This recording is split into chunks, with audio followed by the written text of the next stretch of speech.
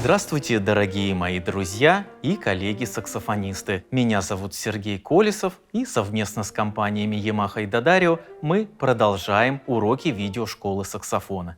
Сегодня тема нашего урока – это звук. У звука есть несколько параметров. Это динамика, это интонация и тембр. Сегодняшний наш урок посвящен понятию тембр. Звук саксофона очень необычное явление. Этот звук хранит в себе тембры разных инструментов.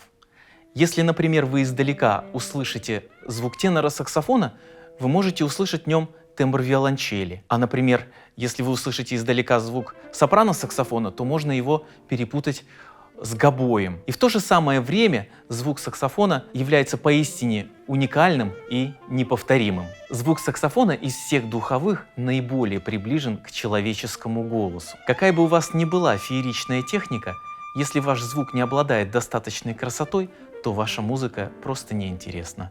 Всегда нужно помнить о том, что такое понятие, как виртуозное исполнение, подразумевает техничную игру, исполненную роскошным звуком. Если ваш звук просто обычный или недостаточно красивый, то это будет просто хорошая техника. Хорошая техника музыкой не является.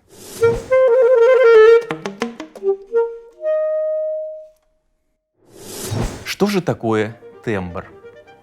Тембр, попросту говоря, это краска звука, его цвет. Меняя краски и меняя цвет звука, мы делаем нашу музыку разнообразной. Говоря о тембре звука, мы должны обязательно вспомнить такое понятие, как обертона. Что же такое обертона? Обертона — это такие огонечки, которые горят внутри звука.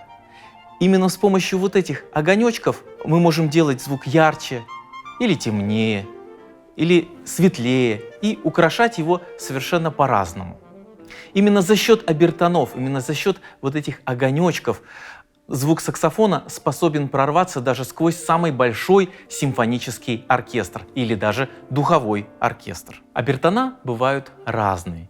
Есть верхние, есть средние, а есть нижние. И во время игры мы обязаны соблюдать обертоновый баланс. Верхние обертона отвечают за яркость и красочность звука. Именно с помощью вот этих вот верхних обертонов наш звук способен долететь даже до самого-самого дальнего угла большого-большого зала. А нижние обертона отвечают за мягкость и певучесть звука.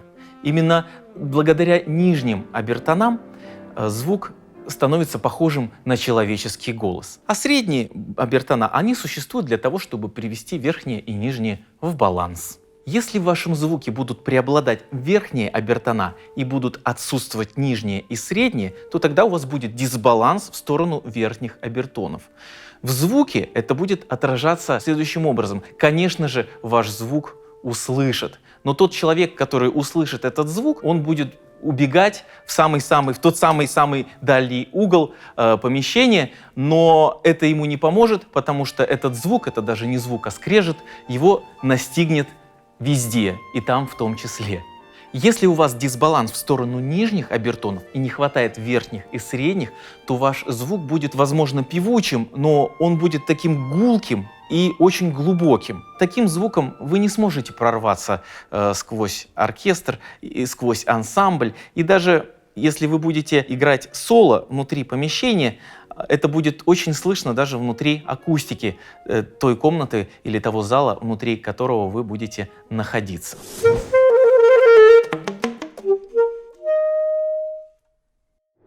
Как я уже сказал, звук саксофона очень приближен к человеческому голосу. Если у вас есть среди ваших знакомых какой-нибудь хороший преподаватель по вокалу, вы можете посетить его занятия. Техника и технология игры на саксофоне и вокальная техника, они очень-очень схожи. И вы можете в этих занятиях почерпнуть очень много полезного.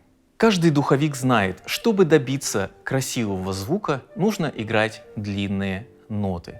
Как их играть? Играть длинные ноты лучше начинать с нюанса форте, меццо-форте. Для чего это нужно делать? Для того, чтобы разбудить наш организм, для того, чтобы активизировать все физиологические процессы. Как долго заниматься длинными звуками? Если вы начинаете ваше занятие, то длинным звуком следует посвятить минут 20 точно. И сейчас я дам некоторые упражнения на длинные ноты.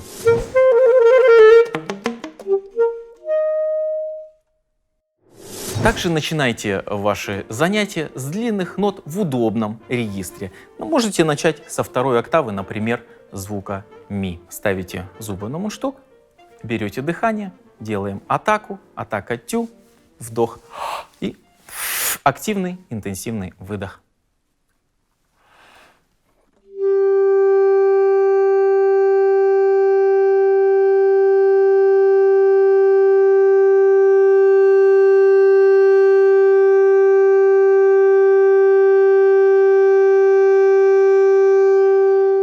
Следующий звук ре.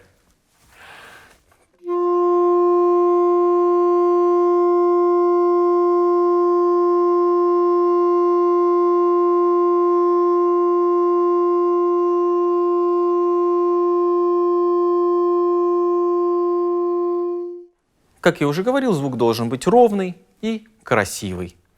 Тяните эти звуки, насколько вы можете долго, настолько и тяните. Предыдущее упражнение — это на игру отдельных звуков, а следующее упражнение — это уже на соединение звуков. Здесь вы можете играть тоническое трезвучие вверх и доминантовый терц-кварт аккорд вниз.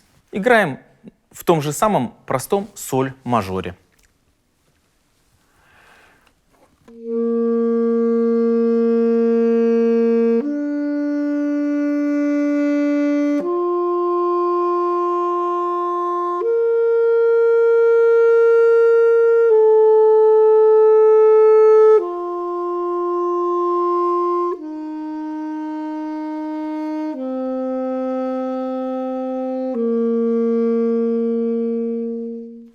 Здесь нужно следить за плавностью соединения звуков, и за ровностью регистров. И третье упражнение — это игра длинных звуков на форте по широким интервалам. Здесь я играю кварто-квинтовое сочетание. Вы можете начать с длинных нот и идти по квинтам-квартам вверх, а потом вниз.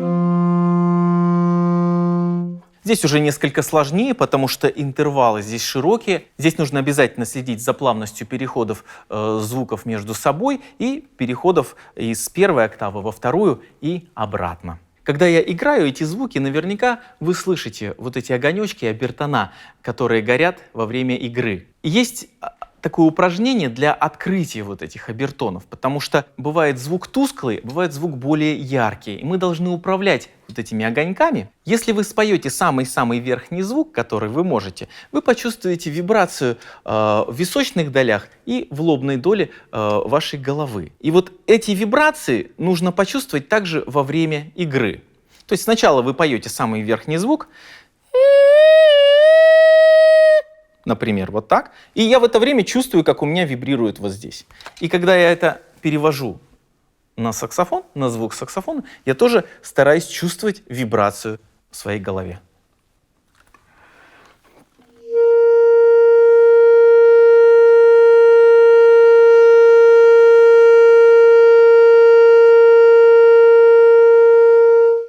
Таким образом, звук становится более красочным. И так открывается больше новых красок и возможностей.